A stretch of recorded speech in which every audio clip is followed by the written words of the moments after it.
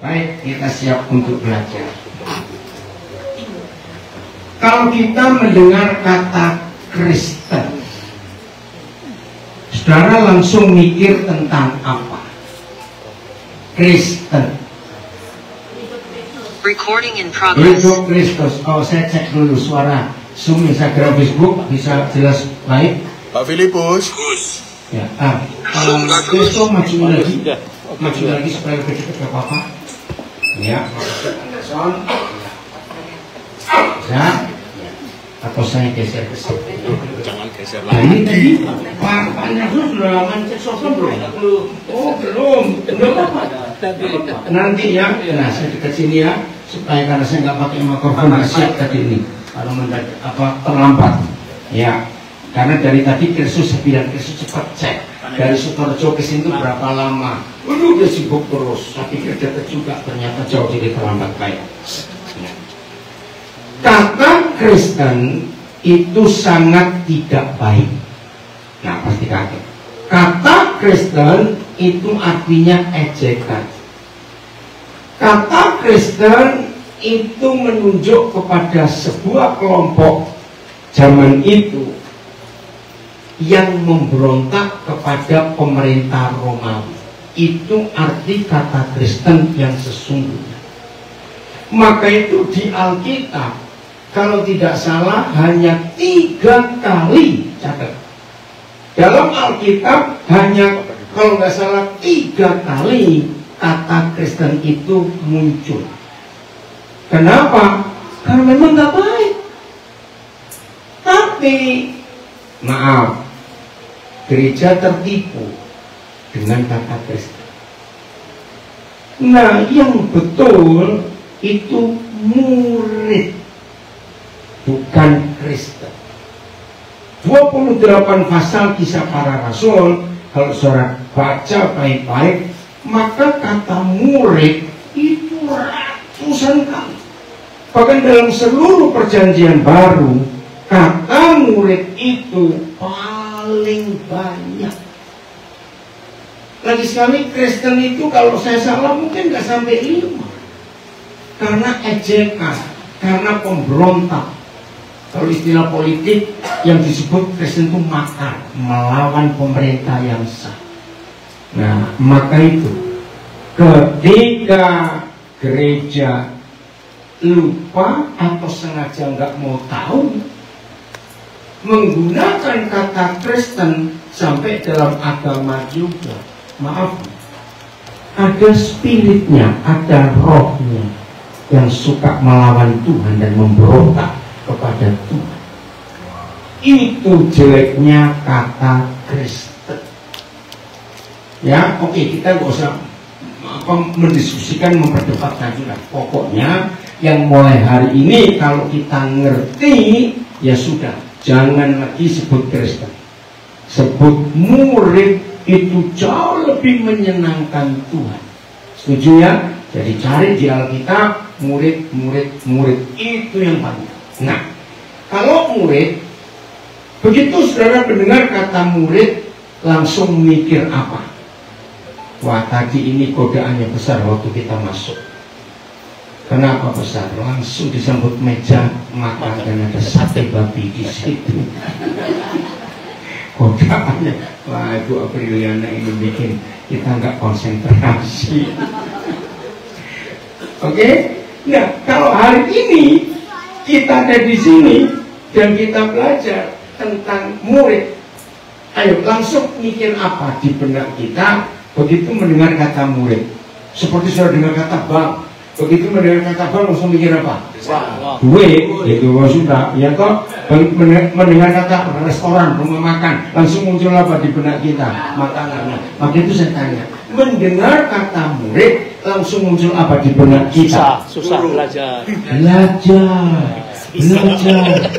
Mendengar kata murid yang bilang makan, awas. Nah, saudara, karena ribuan tahun. Hari ini buat orang Katolik punya paus baru yang ke-267. Bayangkan sejak mereka ngakui paus pertama itu Rasul Petrus, Maka kata Kristen dipakai sampai hari ini. Sudah 2000 tahun lebih. Maka itu kita pemberontak. Dan ya maaf sampai hari ini, apalagi di kalangan gereja karismatik, gereja Pantekostal, maaf. Kalau bilang suruh belajar, uang ini teman, betul enggak? Kalau bilang ada persekutuan, pasti tanya ada makan enggak? Itu sudah salah, kita ini sudah salah. Jadi hari ini semua kita yang di depan, ayo jangan main HP, ikut dengar firman. Yang di meja makan, jangan sibuk, ayo dengar firman penting.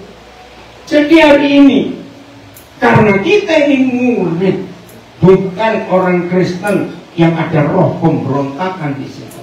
Maka mulai hari ini semua kita yang mengaku murid Yesus, hobinya cuma satu. Apa itu? Belajar. Oke. Kalau belajar, ayo jawab baik-baik. Kalau kita belajar, itu belajar hal-hal yang kita sudah tahu atau yang belum tahu. Nah, itu murid. Kenapa Pak? Oh, ini fakta. Semua yang menyebut diri murid itu pasti suka belajar. Kalau suka belajar, pasti yang dipelajari adalah hal-hal yang belum tahu. Yang baru datang mau masuk, duduk ada tempat di depan sini. Cepat, jangan ganggu yang di belakang, nggak bisa ngeliat. Ayo, Hendra, Ria masuk sini. Sudah, cepat masuk sini. Ayo, Ria, cepat masuk. Sudah, jangan tolak-tolak, masuk. Masuk ke sebelahnya Pak Andreas, cepat. Ya, Kristo, ya akan minggir supaya kalian bisa masuk. Ayo masuk, Ria cepat sini. Nggak apa-apa. Oke ya. Nah, kalau kita belajar, masuk lagi dari tempatnya Kristo atau sini cepat.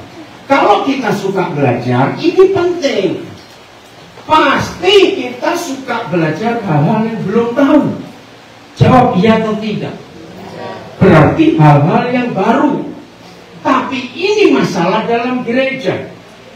Begitu di gereja ada pelajaran hal yang baru, apalagi kalau dikatakan oleh kepala sinodenya, gembalanya, loh, itu doktrin kita nggak begitu. Maka muncul kata sesat. Maka itu di gereja selalu ulang. Khotbahnya yaitu lagi. Nggak ada hal yang baru. Betul? Gereja yang mata duitan, khotbahnya duit dulu. Baca ayat apa saja, keluarnya pasti duit. Karena memang motivasinya uang. Maaf, gereja tak pernah kau. Pasti pelajarannya tak pernah kau terus. Susah untuk keluar ke yang lain. Nah ini loh fakta. Hampir semua gereja membicarakan dogma atau doktrin dan diberi patokan tidak boleh keluar dari doktrin ini. Akhirnya, maaf, mungkin nggak kalau saudara sudah sarjana lalu kembali belajar ke pelajaran 4 SD. Mungkin nggak saya tanya kok ini? Tidak. Ngapain? Apalagi Pak Nelson sudah doktor, nggak mungkin belajar ke 1 SMP lagi, buka-buka buku yang kelas 1 SMA, nggak mungkin. Akan terus cari hal yang baru, Nah itu cirinya murid. Saudara, ayo kita mengakui fakta ini, bahwa setan berhasil menipu gereja.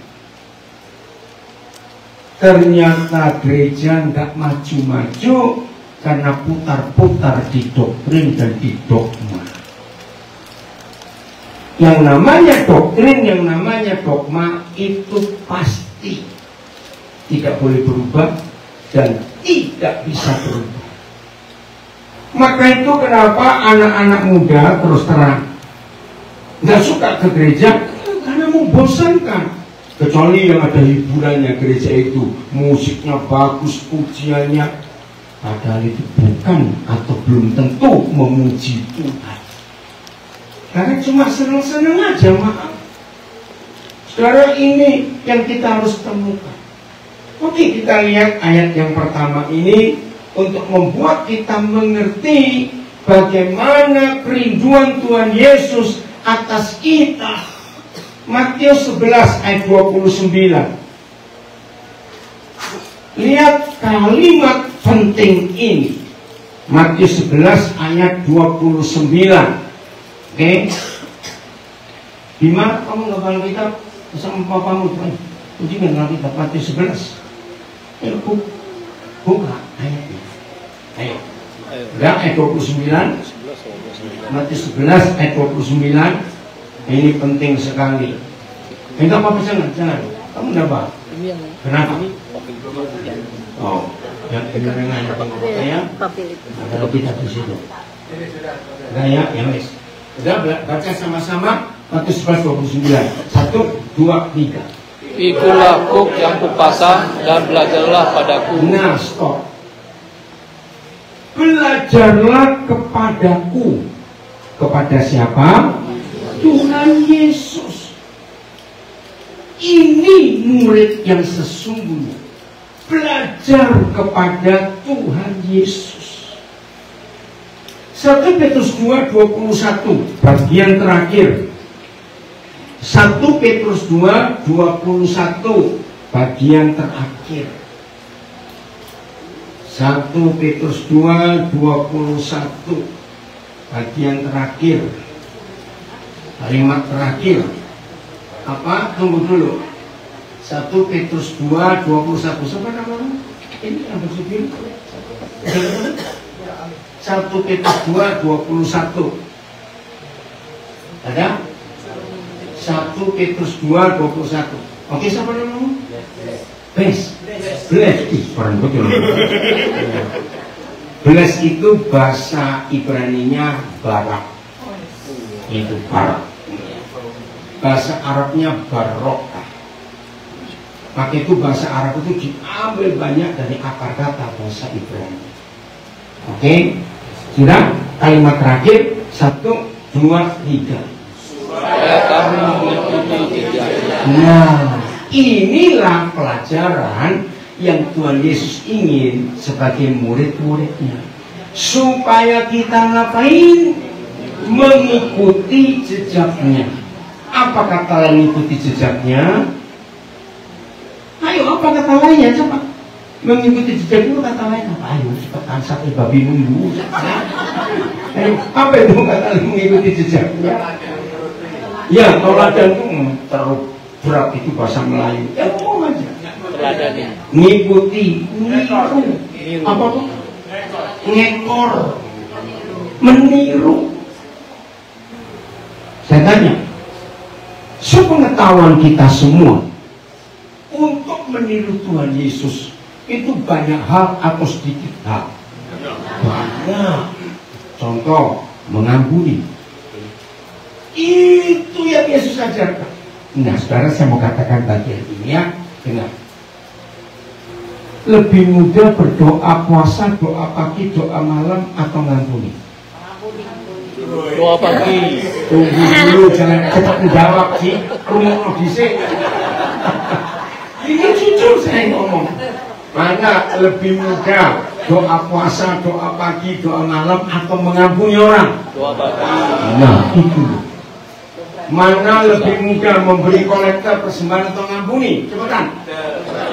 Nah, mana lebih mudah ke gereja atau ngampuni orang? Iya, maka itu banyak musuhnya. Karena tidak mengampuni. Serius. Saudara, perhatikan firman ini. Salah satu yang wajib kita ikuti dalam teladan Tuhan Yesus itu mengampuni orang berdosa. Betul? Itu tertinggi. Maka itu jangan macam-macam. Percuma kita bertahun-tahun jadi Kristen. Misalnya ada orang tua di sini ya, saya nggak tahu sampai kelahiran tahun 50-an seperti saya. Ya ada, nah itu ya Ibu Afriana. Wis Pak Andreas ya, tapi Pak Andreas orang Surabaya, orang Lampung. Tunggu dulu ya. Misalnya saudara itu orang Surabaya, asli Surabaya. Saya ini asli Surabaya, lahir bubutan. SD saya di Jagalan, SMP saya di Unggaan Pulau. Nah, kayak asli Surabaya. Nah, orang Surabaya yang sudah tua ditanya, Om itu kapan pertama kali jadi Kristen dibaptis? Lupa nih, pokoknya Tugu Pahlawan belum jadi. Saudara tahu Tugu Pahlawan tahun berapa? Tahun 61. Saya pernah ketemu insinyurnya, Insinyur Lee, dari jalan bukan Uli, dekat, saya lupa, dekat Gubeng situ. Insinyur Lee itu dosen Fakultas Arsitek ITS. Nah, dia cerita ternyata Tugu Pahlawan itu sebetulnya miring. Masa? Ya, dia gambar ada kesalahan dulu. Untung nggak seperti Menara Pisa miring. Jadi waktu insinyur cerita kepada saya bagaimana waktu bangun, wih luar biasa. Nah, kalau ada orang Kristen kelahiran Surabaya sudah jadi Kristen sebelum tahun 61, hebat nggak? Menjawab hebat tidak? Belum tentu. Kalau cuma lamanya hebat. Tapi kalau tidak mau belajar kepada Tuhan Yesus dan hidupnya tidak bisa mengikuti jejaknya, apanya yang hebat? Cuma lamanya saja hebat. Saudara, ini masalah terbesar. Apalagi gereja-gereja yang korbannya mujizat, berkat, sukses, kaya. Itu pasti ramai. Saudara, itu berbahaya. Saya ngambil kutipan dari pendeta Dr. Stephen Todd. Saya respect sama dia sampai hari ini. Salah satu kalimat yang begitu tajam yang Pak Tong katakan. Salah satu kesalahan gereja zaman sekarang, kesalahan terbesar, lebih banyak mengkorbankan berkat tapi bukan salib. Setuju kalimat ini? Harusnya berita tentang salib itu lebih daripada berita apapun juga, karena itu prinsip murid. Oke, dengerin dulu ya. Nanti ngomong mengampuni lagi, saya belum selesai. Saya tanya, akhir, nggak apa-apa, Anason biarin aja, nggak apa-apa. Mau belum minum? Enggak apa-apa, jangan konsentrasi ke saya sih. Nanti dulu habis ini minum, Pak. Dengerin. Kalau kita disuruh mengikuti jejak Yesus, akhir jejaknya itu kemana? Ke Golgota. Loh, kok di semua pura-pura butek kan? Mengerikan. Saya ulangi lagi. Jejak ngomong kok. Kalau kita harus mengikuti jejak Tuhan Yesus, perjalanan terakhir Tuhan kita itu kemana? Golgota. Loh, kok gini? Artinya, artinya kita harus mengikuti jejaknya. Siap disalib? Pikir-pikir. Satu kali sekarang di Ungaran di doa, saya lupa tahun 80 berapa, Pak Pendeta Evangelis Damaris Stefanus Damaris itu khotbah tentang penyaliban. Saya nggak akan lupa. Dan memang di tempat ibadah bukit doa Getsemani itu ada salib besar, ya, dibuat seukuran salib yang pernah dipakai oleh Tuhan Yesus. Nah, saya nggak tahu Pak Samuel karena itu pemimpinnya, dia nemu ukuran itu di mana, saya nggak tahu. Sudah salib besar, jadi di mimbar sebelah kiri. Nah, terus satu hari begini kata hamba Tuhan Yesus almarhum, ada murid Yesus sombong. Dia bilang, aku siap untuk disalib. Dia siapkan paku banyak-banyak, dia siapkan palu segede-gedenya, ya. Terus dia nunduk, ini sudah dia paku kakinya dulu.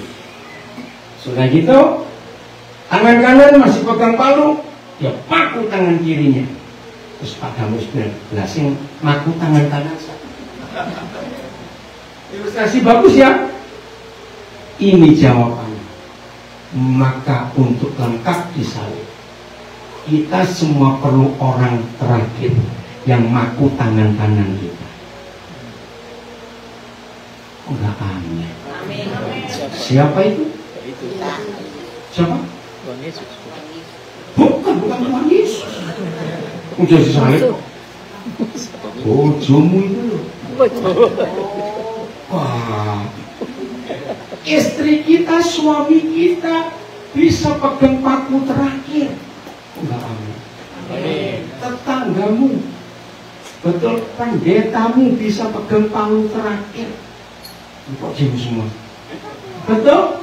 Teman dekat, teman sepelayanan. Lu ya atau tidak saya? Lu ya atau tidak? Nah, berarti ini belum pernah semua. Entai nono. Kalau saudara belum mengalami salib, tunggu saja sebentar lagi. Sering nyanyi doa dengan lagu ini. Terus mau sepertimu Yesus. Kita harus nyanyi. Sering nyanyi. Usul, macam-macam nggak nyanyi, cuma ngomong saya. Sering nyanyi lagu itu? Ya. Betul? Sungguh?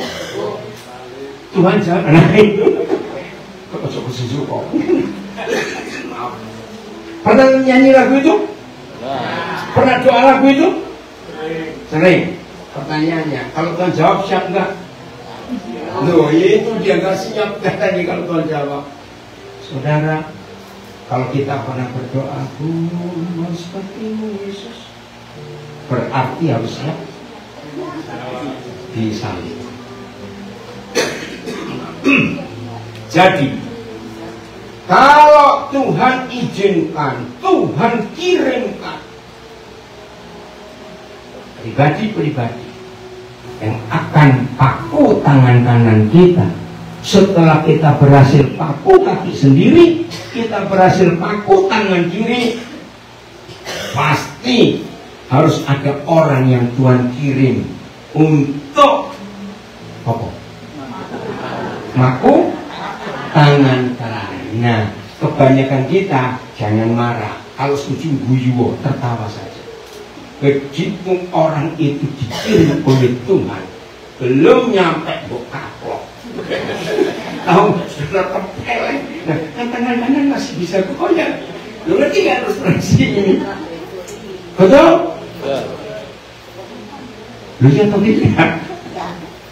Saudara, maka itu bersyukur kalau Tuhan kirimkan orang yang menyalibkan kita, karena itu jawaban doa. Ku mau sepertimu Yesus. Nah, kenapa Bu Aprilia? Oh, jangan gitu Bu Aprilia. Pakai sampai kerungu ini gimana ini? Oke, saya mau ceritain saudara ini. Setan suka mereka melihat kita bisa menyalibkan diri sendiri. Setan suka. Dan seringkali kita sombong. Nah, ketika paku terakhir harus kita pakai supaya lengkap salib itu. Ya ini masalah. Banyak yang berhasil atau banyak yang gagal? Gagal karena nggak terima. Serius. Ini yang menyebabkan kita nggak dewasa, nggak jadi seperti Yesus. Ingat tadi Matius 11:29, belajarlah kepadaku. 1 Petrus 2:21, ikutilah jejaknya, ikuti. Nah, ingat loh, jejak terakhirnya adalah ke Golgota untuk disalib.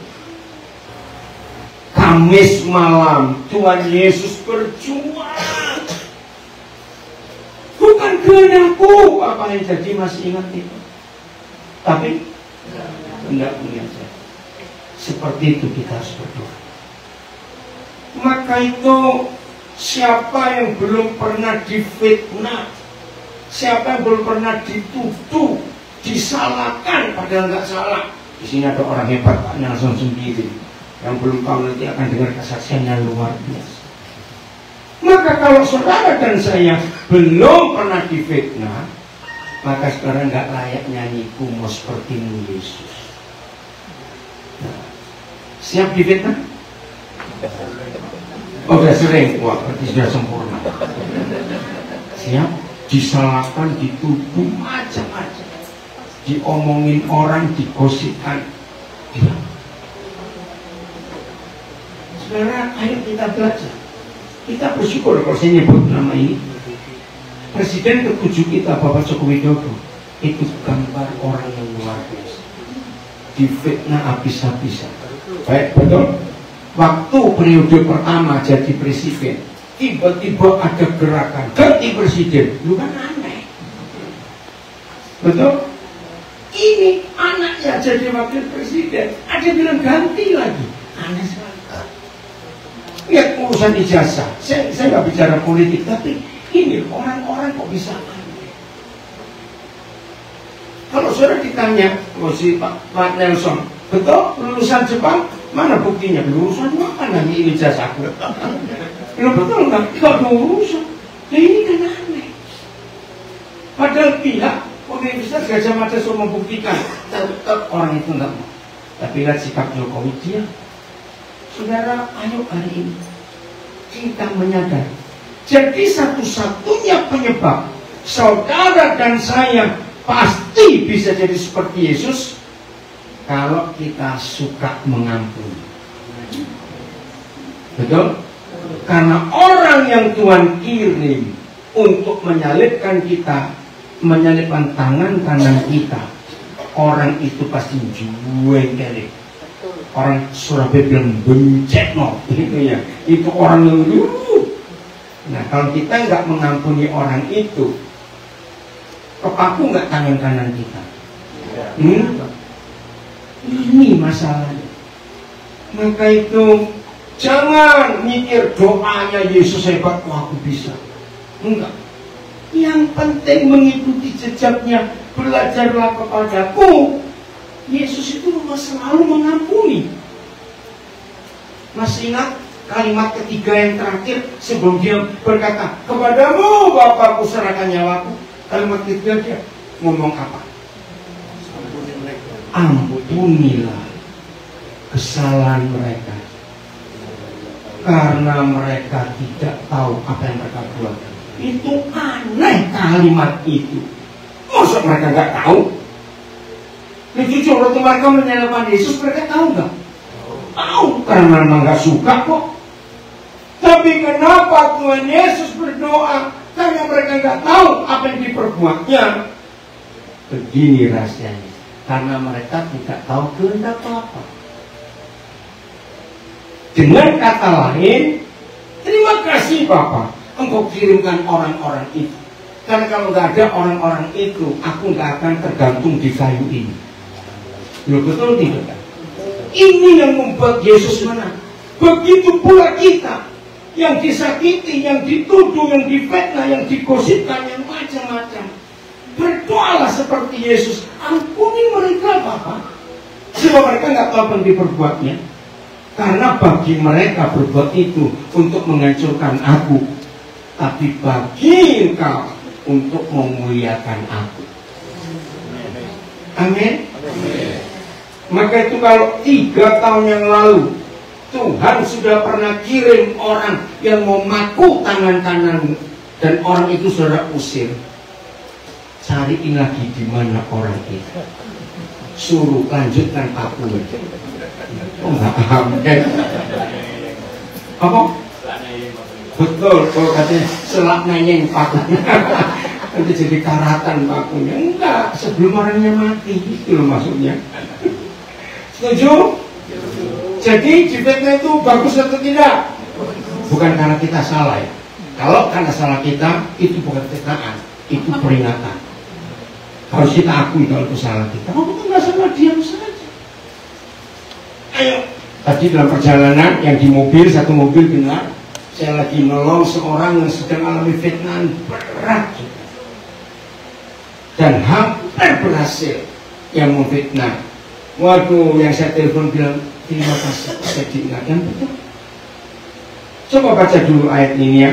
Saya kasih ayat ini ke saudara kita ini yang betul-betul sudah dipojokkan habis sudah. Seperti kasus Pak Nelson. Kejadian 50 ayat 20. Coba. Maka itu kalau ada orang yang Tuhan pakai supaya saudara dan saya bisa mengikuti jejak Yesus, maka ini ayatnya. Udah, Kejadian 50 ayat 20. Baca sama-sama. 1, 2, 3. Ya.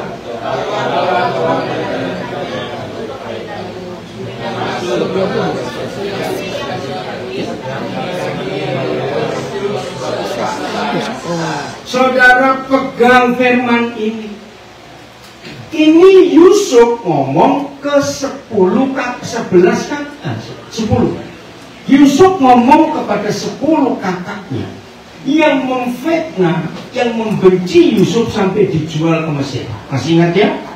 Nah, begitu Yusuf mau meninggal, ini berapa saat kemudian Yusuf itu meninggal. Dia ngomong, kamu memang merencanakan yang jahat untuk aku, tapi Tuhan membalik itu untuk merencanakan yang baik. Sebab kalau aku nggak diutus ke sini, kata Israel punah di bumi karena kelaparan yang ngeri sekali. Jadi untuk apa kalimat terakhir, maksud apa tadi? Kalimat terakhir coba baca ini. Nggak, untuk memelihara hidupmu supaya Israel tetap ada sampai hari ini di bumi. Saudara, ini loh mengikuti jejak Yesus. Belajarlah kepada. Jangan coba-coba menyuap Tuhan dengan doa kita, dengan apa-apa yang baik. Enggak. Tuhan mau kita diproses, Tuhan mau kita dibentuk. Amin. Tuhan mau kita diubah jadi sama seperti Yesus. Itu murid. Saya tanya, ada enggak murid begini cita-citanya? Aku nggak penting lulus pokoknya sekolah. Saya tanya, ada enggak? Kok sampai ya? Ada lagi. Sekolah kok nggak sampai lulus ke pokok? Aduh, nggak murah ini. Nah, ternyata betul murid-murid Yesus ini maunya sekolah tapi nggak usah lulus. Nah, murah. Ayo kita berubah mulai hari ini. Siap lulus? Betul? Lihat. Ijazahnya itu di 1 Yohanes 3 ayat 2. Dan cepetan. Ini ijazahnya 1 Yohanes 3 ayat 2. Ijazahnya bertulisan apa? Ya. 1 Yohanes 3 ayat 2. Ayo semuanya baca. Ini penting sekali. 1, 2, 3. Saudara-saudaraku yang terkasih, sekarang kita adalah anak-anak. Nah, stop. Setelah saudara dan saya mengambil keputusan bertobat dari dosa-dosa yang lama kita tinggal semua, lalu mengakui Yesus Tuhan, lalu dibaptis, air bukan dipercik ya, harus masuk dalam air. Kalau dipercik cuma tahu, punya cuci muka itu nggak akan bersih. Maaf, saya lanjut. Sekarang kita adalah anak. Yakin kalau kita sudah percaya Yesus dibaptis adalah anak-anak Bapa di surga? Sekarang kita adalah anak-anak. Terus ada kata yang gak enak, baca. Tetapi, nah ini yang aneh kok jadi mental lagi. Bukankah kita sudah sah jadi anak Tuhan? Lah kok tahu tetapi belum nyata. Terus? Apa keadaan kita kelak? Nah, kita ini jadi apa nanti? Lanjut. Akan tetapi kita tahu bahwa apabila Yesus ngapain? Menyatakan diri kepada kita, maka kita akan menjadi sama seperti Dia. Ini ijazah kita. Dalam ijazah yang kita akan terima dari guru kita namanya Yesus Kristus Tuhan, ijazah itu akan berbunyi, Aprilia, kamu sudah sama seperti aku. Nelson Spiring, kamu sudah sama seperti aku. Amin. Apa samanya? Ya, masuk lupa saya ngomong siap disalib. Mana lebih enak, disalib atau dipijat? Pinter kamu. Disalib itu enggak enak, karena sebelum disalib digebukin dulu. Tapi itu pelajaran yang kita harus terima. Maka itu kalau saudara belum pernah disalib, siap doa. Mau seperti ini, saya tanya ini. Kalau belum siap, ngeremeng terus mereka ketahuan. Ini penting. Maaf ya, apalagi sudah kepala 7, kepala 8, tinggal selangkah lagi loh. Saya bukan nakut-nakutin. Kapan saudara mau sempurna seperti Yesus? Jadi apa? Ijazah kita kalimatnya. Apa ijazah kita kalimatnya? Bukan, salah. Bukan serupa loh. Baca baik-baik. Loh, beda nggak serupa dan sama seperti? Loh, coba saya tanya, beda nggak? Nah, salah kalau serupa. Kalau serupa, cuma mirip. Sama. Tapi firman-Nya, rupanya lupa. Baca lagi. Ya. Mulai kata, apabila 1, 2, 3. Apabila Kristus menyatakan dirinya, kita akan menjadi sama seperti Dia. Kita akan menjadi sama seperti Dia. Ini tanda lulus kita. Maka itu ketika Paulus dicubit, dia teriak enggak? Nah, saudara belum dicubit, baru tangannya mau banyak nggak yang seperti itu? Maka itu nggak lulus-lulus. Saudara, penting sekali. Jadi ijazah kita yang akan kita terima dari Tuhan Yesus ada kalimat. Siapa namanya Pak? Pak. Apa yang nama Bambang? Bambang Sopo.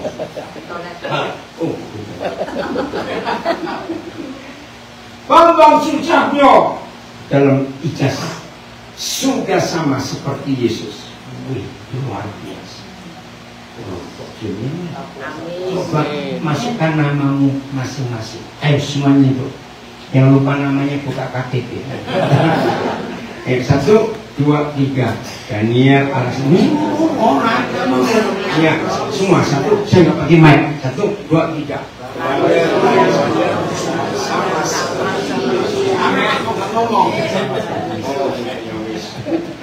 Amin. Sekarang coba jilitan. Bengok-bengok enggak. Maaf. Ya siap? Betul? Inilah proses yang Tuhan ingin terjadi di hidup. Maka itu hati-hati yang suka nyatean. Itu kalau Surabaya nanti kata nyate. Nyate itu apa? Gue orang Surabaya berarti. Oh bukan, dari mana? Papua. Oh Jayapura. Oh semuanya Jayapura. Ada hitam nggak? Ada. Oh nggak ada. Berarti lahirnya tahun 60-an. Baik. Orang Papua yang lahir sebelum tahun 70-an itu ada tanda hitam di belakang siku. Itu tanda obat malaria zaman itu. Begitu kalau kami ada di Papua, nggak usah tanya dari tahun berapa, periksa. Ada tandanya, nah, karena saya nggak lahir di Papua, jadi nggak ada tanda. Jayapura di mana? Jayapura. Iya di kota daerah mana? Ada AB, ada Angkasa, ada Dok 5. Abipura. Sama Abipura. Oke, itu. Saudara, maka itu hari ini surga ingin mengeluarkan tanda lulus kita. Tunggu, tapi harus ujian disalib dulu. Siap ya? Ayo, maka itu ingat, yang kepala 7, kepala 8, ojo telat. Mengerti maksudnya? Jangan terlambat. Ayo kita semuanya siap. Nah, yang pernah disakiti, dihina, difitnah, dituduh, hari ini minta lagi. Mana orang ini? Siap? Janji kalau orang itu datang jangan diusir. Kalau perlu siapkan palu yang gede dan paku yang panjang. Lu kan tahu nggak? Baru benar. Nah inilah murid Yesus yang suka apa tadi? Masuk lali. Murid terus apa? Belajar. Belajarnya dalam hal apa? Soal pertama, mengampuni. Kenapa harus mengampuni? Karena gurunya suka mengampuni. Tapi tujuannya supaya paku terakhir cepat mancet di tangan kita. Kalau kita selalu mengampuni mereka yang datang, wah, karena di mata orang nggak ada ujian, nggak ada angin, salah apa, nggak apa-apa. Setelah dia selesai maki-maki, bilang terima kasih ya, ayo makan, kita yang bayar, yang dia suruh bayar. Siap? Betul? Maka itu hukum tertinggi, ampuni orang yang membenci kamu, betul? Berkati orang yang menganiaya kamu. Apa kata lain menganiaya? Menyalibkan. Masuk lupa. Siap mengampuni? Ya. Terus kalau enggak kita enggak lulus-lulus. Maka kalau hari ini yang ikuti di rumah juga dan mengikuti pelajaran ini, semua kita siap mengalami ini. Wih, di bumi ini penuh dengan murid-murid Yesus yang sudah sama seperti gurunya.